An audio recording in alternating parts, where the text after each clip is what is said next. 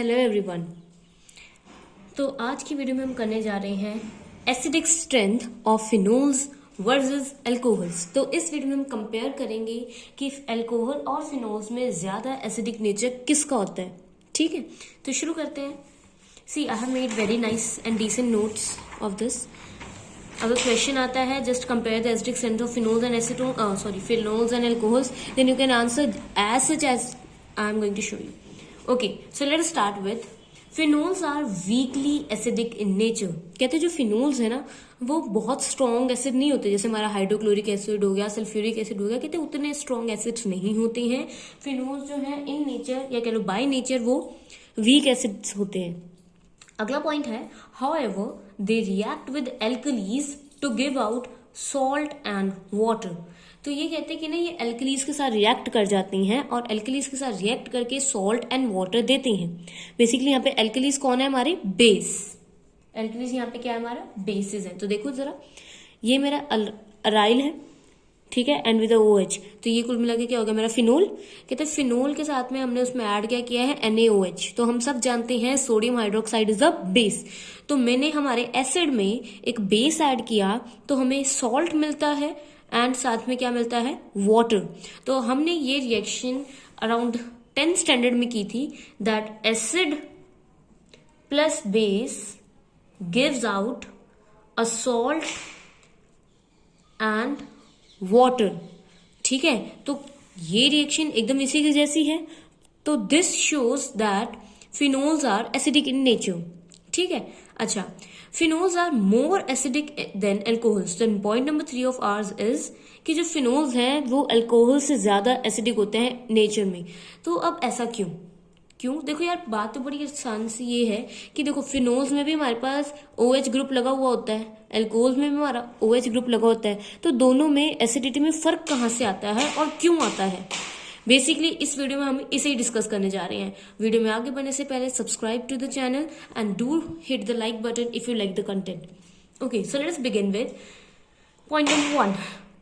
तो हम सपोर्ट करने जा रहे हैं that why are phenols more acidic in nature than alcohols. अच्छा देखो, पहली बात हमने ये कही थी कि phenols are weakly acidic in nature, कि जो फिनोल्स होते हैं वो ना वीक एसिड होते हैं। बट अब हम ये कह रहे हैं कि फिनोल्स जो है वो अल्कोहल से ज्यादा एसिडिक है, जिसका क्या मतलब हो गया कि फिनोल है तो बड़े वीक एसिड्स लेकिन अल्कोहल उनसे भी ज्यादा वीक है। ठीक है, तो point number 1 to support is they react with alkalis whereas alcohols do not।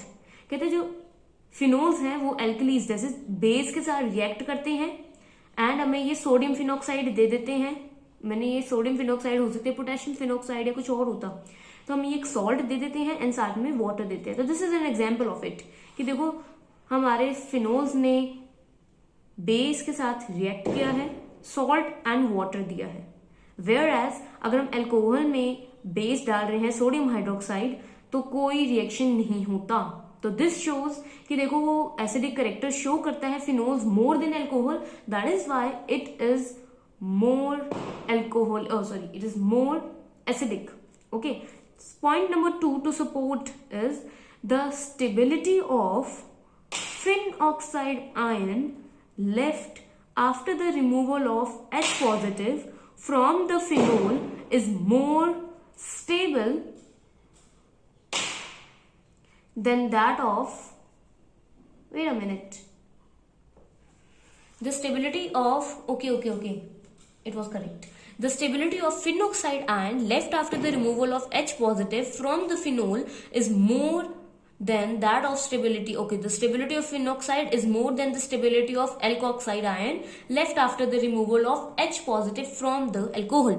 अब इस बात को समझते हैं कि ये H positive का क्या इसमें रोल आया। तो देखो एसिड्स कौन होते हैं? Acids are the one which liberate H positive। Acids वही होते हैं ना जो हमें H positive देते हैं। तो देखो, let me show you over here, see, ये मेरा फिनोल है, ठीक है।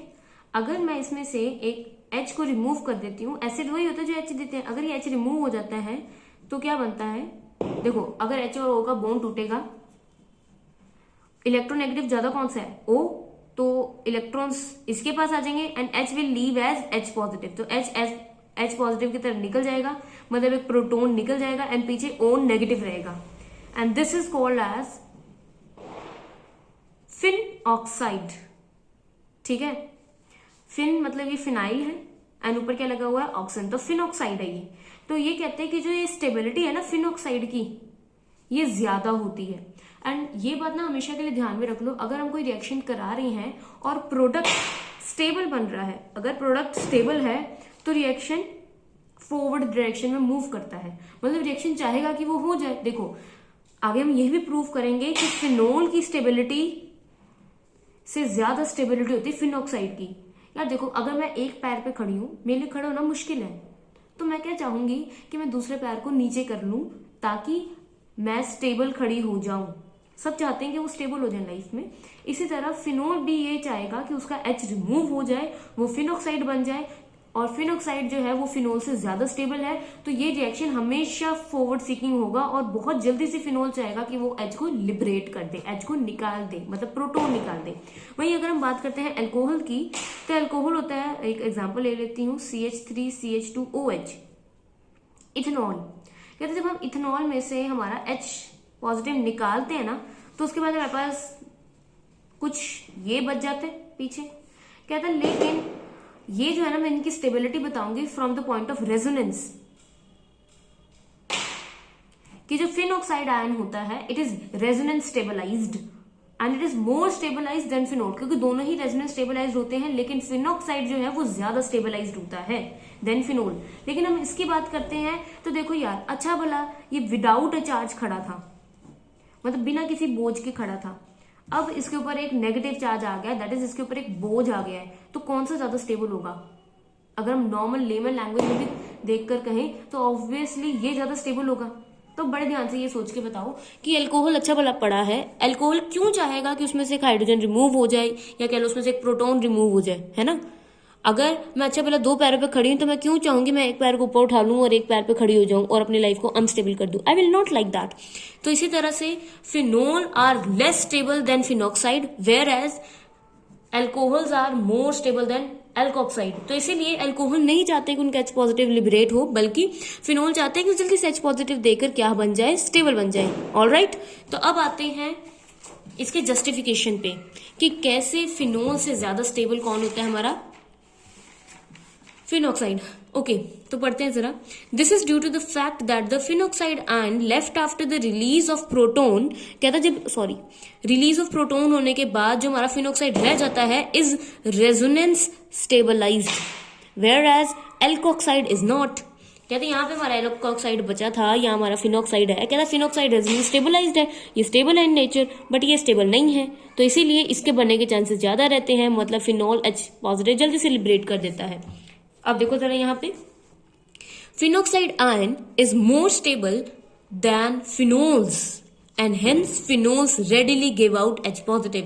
कहता है जो फिनॉक्साइड है ना वो फिनोल से भी ज्यादा स्टेबल है, तो इसीलिए फिनोल्स रेडिली H पॉजिटिव दे देता है। अगला पॉइंट है, alcohols are more stable than alkoxide ions, hence alcohol do not give H positive readily. तो कहते हैं इसलिए जो अल्कोहल्स है वो रेडिली H पॉजिटिव नहीं देते हैं, क्योंकि अल्कोहल अपने आप में ही स्टेबल है, H पॉजिटिव देकर वो अनस्टेबल हो जाते हैं।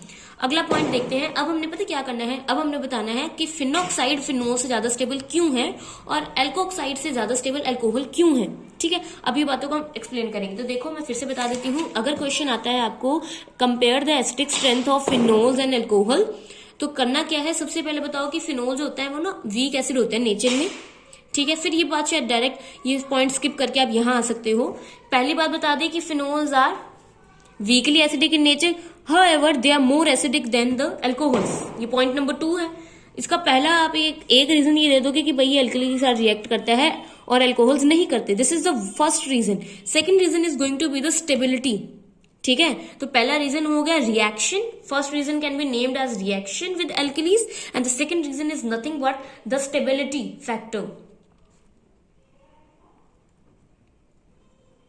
ठीक है, अब ये स्टेबिलिटी फैक्टर लिखने के बाद हमने बता दिया कि भाई फिनॉक्साइड आयन जो है वो ज्यादा स्टेबल है फिनोल से, इसलिए फिनोल रेडिली H पॉजिटिव दे देता है, और अल्कोहल्स ज्यादा स्टेबल है एल्कोक्साइड से, इसलिए अल्कोहल नहीं देता H पॉजिटिव रेडिली। ये करने के बाद अब हम अपनी कही बातों को प्रूव करेंगे।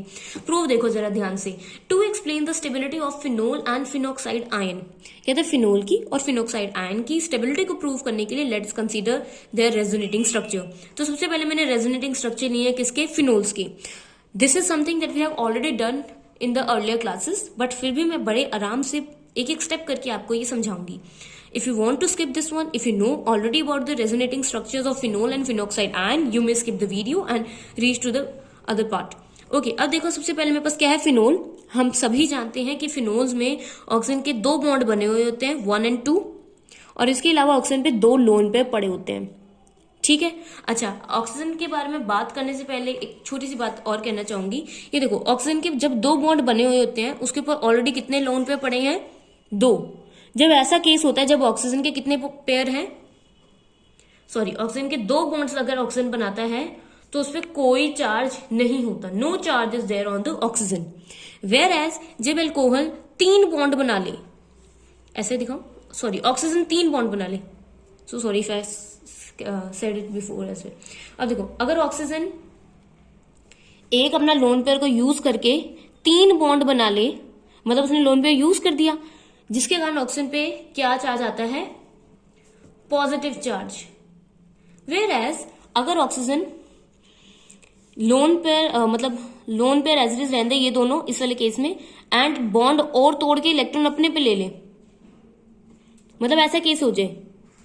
ये केस कब होता है, जब OH बॉन्ड क्या होता है, ब्रेक होता है। ऑक्सीजन पे ऑलरेडी 2 लोन पेयर थे, तीसरा लोन पेयर और आ गया, इस केस में ऑक्सीजन पे क्या चार्ज चढ़ जाता है,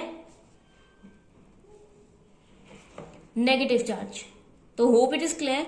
ऑक्सीजन 3 प्लस बॉन्ड जब बनाता है, 3 या 3 से ज्यादा बॉन्ड बनाता है, अगर 3 से ज्यादा बॉन्ड बनाएगा तो सपोज ऐसे बना लेता है, तो उस केस में भी ऑक्सीजन पे क्या आता है, पॉजिटिव चार्ज आता है। ठीक है, तो स्टार्ट करते हैं। Repeat after me. Oxygen if it will और if oxygen will make 1 single bond, then it will carry a negative charge over it. If it will form 2 bonds, then it will not carry any sort of charge over it. Whereas if it will form 3 or 4 bonds, then it will carry a positive charge over itself.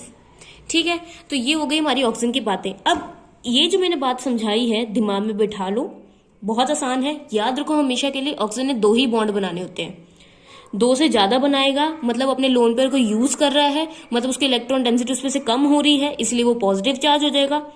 अगर वो सिर्फ एक ही bond बनाता है 2 के बदले, मतलब उसने अपने लोन पेयर यूज नहीं किए हैं, इलेक्ट्रॉन डेंसिटी बढ़ गई, नेगेटिव चार्ज आएगा। ठीक है, लाइक इन दिस केस। ठीक है, ओके, अब आ जाओ। हाँ, ये मेरा फिनोल है, फिनोल के ऊपर ऑलरेडी ऑक्सीजन पे 2 लोन पेयर प्रेजेंट है। रेजोनेटिंग स्ट्रक्चर बनाते हैं तो इतना आपको पता होना चाहिए, रेजोनेटिंग स्ट्रक्चर में this is the double headed arrow जो हमें बनानी होती है। तो ये यहां से यहां, यहां से यहां मूव कर सकता है। ठीक है, अब देखो बड़े ध्यान से देखना, स्टेप बाय स्टेप समझना। देखो, चुल किसे मचेगी, ऑक्सीजन को मचेगी। क्यों, ऑक्सीजन के पास पड़े हैं 2 लोन पेयर। रिएक्शन मतलब रेजोनेटिंग स्ट्रक्चर की बिगनिंग हमेशा ऑक्सीजन से होगी इनमें।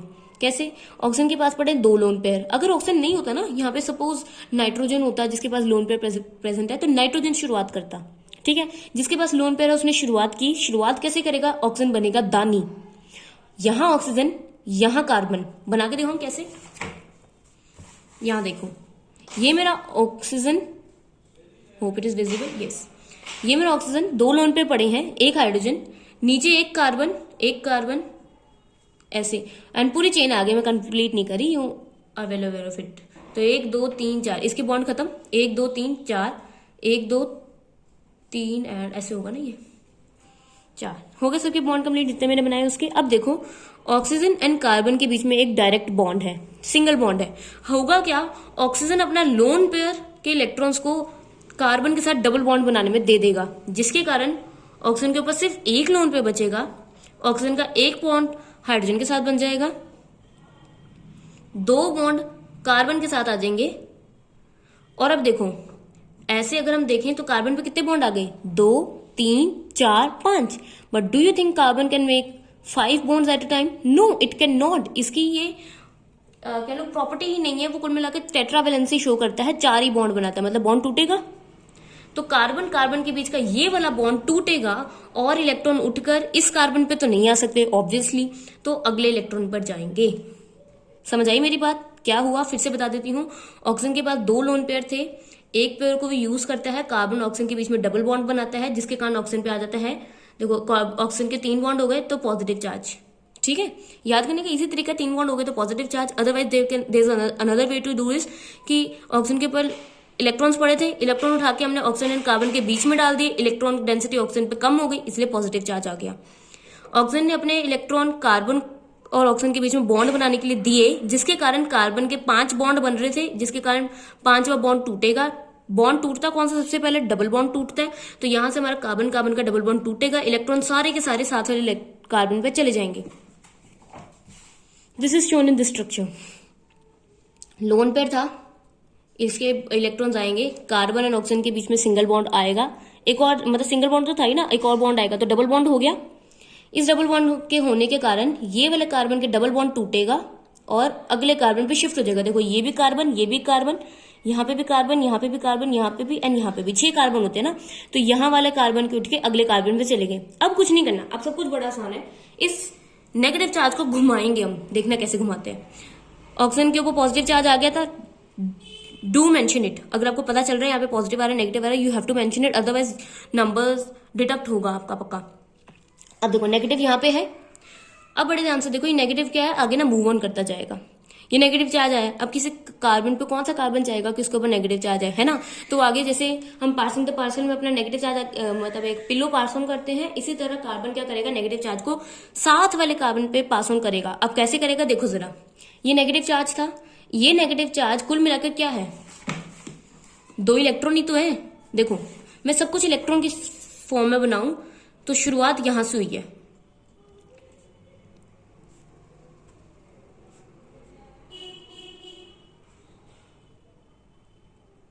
यहां से शुरुआत हुई। ऑक्सीजन के ये 2 इलेक्ट्रॉन्स यहां आए, जिसके कारण ये बना। ऑक्सीजन पे 2 बचे रह गए, एक पॉजिटिव चार्ज रह गया, 1 2 3 4 ऐसे हो गया। कार्बन एज इट इज रह गया। अब कार्बन का ये डबल बॉन्ड टूटा, इसके इलेक्ट्रॉन इस कार्बन पे चले गए। होगा तो यहाँ पे भी हाइड्रोजन होगा, आप शो कर दो इसे। एंड आपको ये मैं सिर्फ अंडरस्टैंडिंग के लिए बता रही हूँ, you are not suppose to draw it in your answer sheet. अब मैं इसको CH लिख देती हूँ और कार्बन पे क्या चढ़ा हुआ है, एक नेगेटिव चार्ज। होगा क्या, ये डबल बॉन्ड था, ये सिंगल बॉन्ड था, फिर यहां वाले कार्बन का अगले के साथ डबल बॉन्ड होगा।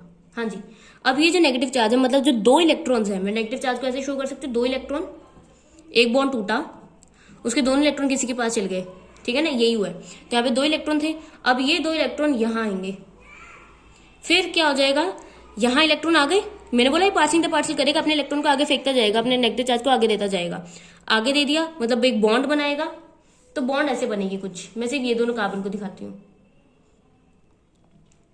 अब देखो इस कार्बन के 2 बॉन्ड ऊपर, 2 बॉन्ड नीचे और एक बॉन्ड H से, ऐसा तो नहीं होगा, तो ये वाला बॉन्ड वो तोड़ देगा और इसके इलेक्ट्रॉन कहाँ जाएंगे, ये जो 2 इलेक्ट्रॉन थे कहाँ जाएंगे, अगले कार्बन पे। इसे आप एक बार ड्रॉ करके देखोगे, हमेशा के लिए याद हो जाएगा। देखो OH था, उसका एक लोन पेयर आगे गया, कार्बन ऑक्सीजन के बीच में डबल बॉन्ड आया, फिर उसके बाद कार्बन ने ये वाला डबल बॉन्ड टूटा, उसके इलेक्ट्रॉन आगे गए, फिर ये इलेक्ट्रॉन आगे जाएंगे, अगले बॉन्ड बनाएंगे और ये बॉन्ड के इलेक्ट्रॉन टूटेंगे, मतलब ये बॉन्ड टूटेगा, इलेक्ट्रॉन सारे ये वाले कार्बन पे आएंगे। तो लेट अस स्टार्ट। C1 के ऊपर, C1 वाला जो कार्बन था, हमारा कार्बन C1 है, उसका और ऑक्सीजन के बीच में डबल बॉन्ड आता है, जिसके कारण इलेक्ट्रॉन टूट के C2 पे चले जाते हैं, मतलब बॉन्ड टूटता है, इलेक्ट्रॉन C2 पे चले जाते हैं। फिर C2 पे गए, इसके बाद C2 पे जो इलेक्ट्रॉन्स थे वो C2 एंड C3 के बीच में बॉन्ड बना देते हैं, जहां जिसके कारण C3 एंड C4 के बीच के जो ये डबल बॉन्ड है वो टूट जाता है एंड C4 पे इलेक्ट्रॉन आते हैं। देखो C2 पे आएंगे, अब C4 पे आ गए इलेक्ट्रॉन, आ गए यहाँ पे, अब नेगेटिव चार्ज आ गया, फिर नेगेटिव चार्ज आगे पास ऑन होगा, ये डबल बॉन्ड आगे पास ऑन हो जाएगा, फिर वापस इसके ऊपर नेगेटिव चार्ज आएगा। कुल मिलाकर 3 पोजीशंस पे नेगेटिव चार्ज आता है, that is this, this and this. करके दिखाऊं जल्दी से ड्रॉ। ये मेरा क्या है, फिनोल है, एक सिंपल सा फिनोल है, डबल बॉन्ड टूटा, यहां इलेक्ट्रॉन आ गए,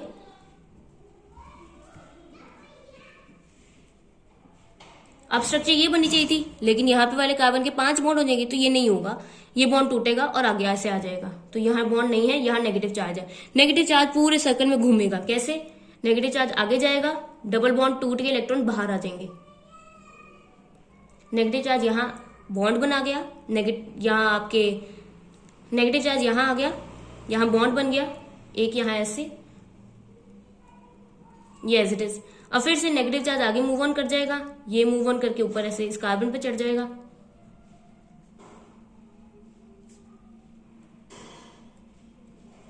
ठीक है, अब यहाँ इलेक्ट्रॉन आ गए। अब अगला स्टेप क्या होगा? देखो, हम यहां से शुरू हुए थे।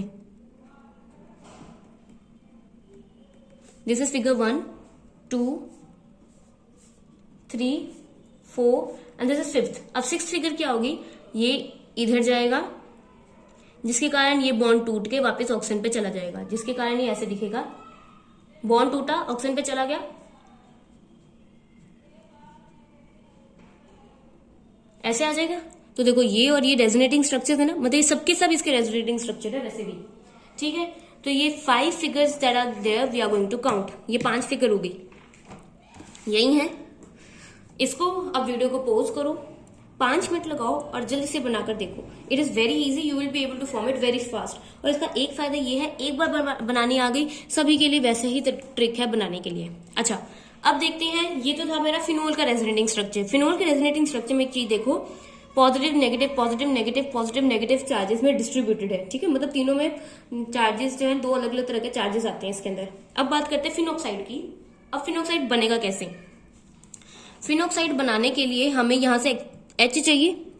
अब H को बाहर खींचना पड़ेगा, कुछ ना कुछ तो देंगे तभी अच्छा, मतलब H जो है O के साथ बॉन्ड बना रखा था वो तोड़ेगा, है ना। हम इसके लिए वाटर दे रहे हैं। वाटर में क्या होता है, ऑक्सीजन के 2 बने होते हैं H के साथ pair, H2O, 2 lone pair oxygen पे होते हैं। ऑक्सीजन के लोन पेयर हाइड्रोजन को अपनी तरफ खींचेंगे, जिसके कारण ऑक्सीजन और हाइड्रोजन का बॉन्ड टूटेगा, इलेक्ट्रॉन टूट कर किस पे आ जाएंगे? ऑक्सीजन पे। मतलब ये जो इलेक्ट्रॉन है, दोनों इलेक्ट्रॉन इस पे आ गए, ऑक्सीजन के ऊपर 2 2 4 2 6 मतलब इलेक्ट्रॉन्स आ चुके हैं, मतलब 3 लोन पेयर है। एंड नेगेटिव चार्ज होगा क्योंकि उसने एक सिंगल बॉन्ड बनाया है। दूसरा तरीका याद रखने का या समझने का कि 2 इलेक्ट्रॉन थे, दोनों उठ के ऑक्सीजन पे आ गए, तो ऑब्वियसली नेगेटिव चार्ज आएगा। ये H इन H2O के साथ चला गया, मतलब H3O पॉजिटिव निकल गया। H3O पॉजिटिव कैसे आया? H पॉजिटिव लिबरेट होगा ना बाहर, H3O पॉजिटिव। अब ये जो मेरे पास बना है ना, क्या बना है? ये मेरा फिनोल था। फिनोल में ये OH बॉन्ड टूट गए, इलेक्ट्रॉन सारे ऑक्सीजन पे आ गए, तो इसके कारण O नेगेटिव बच गया। तो this is your phenoxide. अब हम रेजोनेटिंग स्ट्रक्चर करेंगे किसकी? फिन ऑक्साइड के। तो फिन ऑक्साइड पे आप देखिए, कुल मिलाकर 3 लोन पेयर हैं, मतलब 6 इलेक्ट्रॉन पड़े हैं फालतू में, और एक नेगेटिव चार्ज है। होगा सब कुछ वैसे ही। फिर से लोन पेयर यहां से उठेंगे कार्बन ऑक्सीजन के बीच में डबल बॉन्ड बनाने के लिए। ये बॉन्ड टूटेगा, अगले पे इलेक्ट्रॉन्स शिफ्ट हो जाएंगे। यहाँ डबल बॉन्ड आ गया, इलेक्ट्रॉन्स मैंने नेगेटिव चार्ज से शो किया, यहाँ आ गए। अब वापस नेगेटिव चार्ज आगे डिस्ट्रीब्यूट होता जाएगा। नेगेटिव चार्ज आगे गया, ये बॉन्ड जो ऑलरेडी था वो टूटा आगे गया, यहाँ नेगेटिव चार्ज आ गया, फिर ये नेगेटिव चार्ज आगे गया, बॉन्ड टूट के आगे गया, फिर यहाँ बॉन्ड बन गया, नेगेटिव चार्ज यहाँ आ गया। अब अगला स्टेप क्या होगा?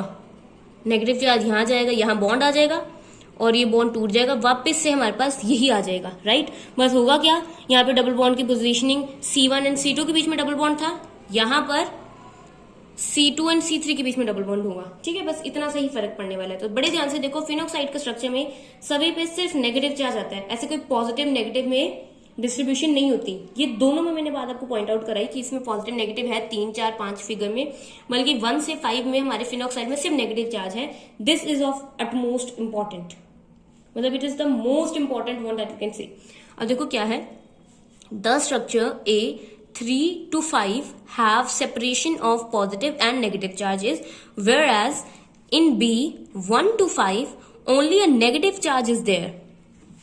Therefore, phenoxide ion is more resonance stabilized than phenol. कहते हैं यार उसमें ना सिर्फ नेगेटिव चार्ज थी। देखो अब मैं एक बात बताऊं, इसे समझने का तरीका, एक घर में एक सिंगल बच्चा है और वो बच्चा बहुत नालायक है, फेल होता है। ठीक है, रोज रोज एवरी सिंगल डे वो बच्चा फेल होता है या कह लो कम नंबर आता है, तो उस बच्चे को डांट बहुत पड़ती है। ठीक है। लेकिन उसी के साथ वाले घर में दो बच्चे हैं जिनमें से एक बच्चा बहुत नंबर लाता है और दूसरा बच्चा एकदम नालायक है। तो जो नालायक वाला बच्चा उसको डांट ये फर्स्ट वाले घर से भी ट्रिपल टाइम्स पड़ती होगी। ये समझ रहे हो ना बात? देखो, एक जगह सिंगल एक बच्चा है उसको बहुत सारी डांट पड़ती है, लेकिन किसी घर में ऐसा बच्चा है जिसके सगा भाई बहुत पढ़ने में अच्छा है तो उसको और भी ज्यादा डांट पड़ेगी। ये बात समझ रहे हो? तो जिसके कारण ज्यादा स्टेबलाइज्ड कौन होगा? कम डांट किसको पड़ रही है? जो अकेला है, जिसमें सिर्फ और सिर्फ नेगेटिव है, पॉजिटिव नेगेटिव साथ साथ नहीं है, वो ज्यादा स्टेबलाइज्ड हो जाएगा इस कारण से। क्योंकि दूसरे घर में तो लड़ाइयां स्टार्ट हो जाएगी पॉजिटिव एंड नेगेटिव के बीच में। समझ रहे हो थोड़ा सा? उसी चीज को आप दिमाग में रखो and you are going to kill it. आगे देखो जरा। अब हमने बता दिया कि phenoxide ion is more resonance stabilized than phenol. अब रह गई बात हमारे एल्कोहल्स की। However, in alcohols, both the alcohol molecule and alkoxide ion do not have resonating structure. कहता ना alcohol molecule में कोई resonating structure है, ना alkoxide में कोई resonating structure है। ठीक है, मतलब दोनों के दोनों resonance stabilized नहीं है। resonance को यूज करके हम इनकी stability को नहीं बता सकते। तो कुछ और करके बताएंगे। देखो जरा, ये मेरा alcohol है। alcohol में ऑक्सीजन के दो बॉन्ड बने हैं तो दो लोन पेयर ऊपर पड़े हैं। ठीक है, अब क्या होगा? हमने अगर उसको एसिड दिखाना मतलब H पॉजिटिव लिबरेट करेगा, तो देखो जब वो H पॉजिटिव लिबरेट करता है ऑक्सीजन पे क्या आ जाता है? एक negative charge. Because of the presence of this negative charge alkoxide ion is less stabilized than alcohol. एक है इसके में कोई लड़ाई नहीं हो रही, ठीक है, और एक है जिसके में कोई नेगेटिव बंदा आ गया, वो पूरा टाइम लड़ाई कॉज करता रहता है। ये अच्छे बड़े तीन लोग बैठे हैं, किसी पे कोई चार्ज नहीं है, ना कोई अच्छा ना कोई बुरा, सब न्यूट्रल। और यहाँ पे एक बंदा है जो नेगेटिव है, मतलब ज्यादा क्लेवर दिमाग का बंदा, उसने घर में लड़ाइयां डाल देनी है, राइट? तो उसके घर की लड़ाइयों के कारण घर क्या हो जाएगा? Less stable. तो इसी कारण alcohol is more stable than the alkoxide ion. So let's end this quickly. Due to the presence of negative charge on the alkoxide ion it is less stable than alcohols. So this finishes your topic. हुआ क्या इस topic में? जल्दी से quick recap दे देती हूँ। मैंने कहा कि जो फिनोल्स हैं वो एसिडिक होते हैं, लेकिन उनकी एसिडिटी वीकली एसिडिक होते हैं, लेकिन उनकी एसिडिटी जो है वो अल्कोहल से ज्यादा होती है। इसके लिए मैंने दो पॉइंट्स दिए हैं। पहली बात है रिएक्शन विद एल्कलीज। मैंने कहा कि phenol react with alkalies whereas alcohols do not. फिर मैंने कहा स्टेबिलिटी फैक्टर। वो स्टेबिलिटी फैक्टर क्या कहता है? कहता है कि जो फिनॉक्साइड बनता है, ये जो फिनॉक्साइड बना ना, फिनोल से जो फिनॉक्साइड बनता है by the liberation of H positive, वो ज्यादा स्टेबलाइज होता है देन फिनोल्स। इसीलिए फिनॉक्साइड बनना ज्यादा हमारे लिए अच्छा है, मतलब वो इजीली H पॉजिटिव दे देगा। वेयर अगर हम अल्कोहल्स की बात करते हैं उसमें H पॉजिटिव निकल जाने के बाद वो कम स्टेबलाइज हो जाता है, जिसके कारण वो नहीं चाहेगा उसका H पॉजिटिव चला जाए। इसलिए alcohols are more acidic than alkoxide ion. इसकी बात को प्रूव करने के लिए ये तो आप इजीली इसके नेगेटिव एंड पॉजिटिव चार्ज में विद इन अ 2 लाइन इसका आंसर दे सकते हो। वेयर एज इसके लिए आपको दोनों के रेजोनेटिंग स्ट्रक्चर बनाकर देने पड़ेंगे। हमेशा एक छोटी सी बात याद रखो, एक का रेजोनेटिंग स्ट्रक्चर बनाना आ गया, दूसरा ऑटोमेटिकली आ जाएगा। Just you have to spend 5 minutes on it. एक का रेजोनेटिंग स्ट्रक्चर अपने आप बना लोगे ना तो दूसरे का आ जाना है, उसकी टेंशन नहीं है। लेकिन 5 मिनट आपको इसके स्ट्रक्चर पे लगानी पड़ेगी। एक बार बनाकर देखो, गलत हो सकता है कहीं नेगेटिव चार्ज आपको भूल जाए कहाँ लगाना है। 1 से 2 बार करके देखा, एग्जाम टाइम तक याद रहेगा। इनफैक्ट आगे भी years will pass on, but you will remember कि how to draw the resonating structure of a phenol। ठीक है, फिनोल की भी सीख लो, ऑटोमेटिकली फिनॉक्साइड की आ जाएगी। And this question of yours is prepared and that is compare the acidic strength of phenols and alcohols. So let's end this video over here. Will be coming very soon with other part of this acidic strength of phenols. ठीक है, तो ये phenols के acidic strength के अंदर आता है topic. If you want to take the notes you may take screenshots right now. So acidic strength of phenols में अगला जल्दी से आएगा कि सब्स्टिट्यूशन करने से कैसी जाती है, फिनोल्स की एसिडिटी बढ़ती है, कम होती है, क्या होता है क्या नहीं, वो बहुत जल्दी मैं वीडियो लेकर आऊंगी। And like, share and comment. Okay, so see you in the next video.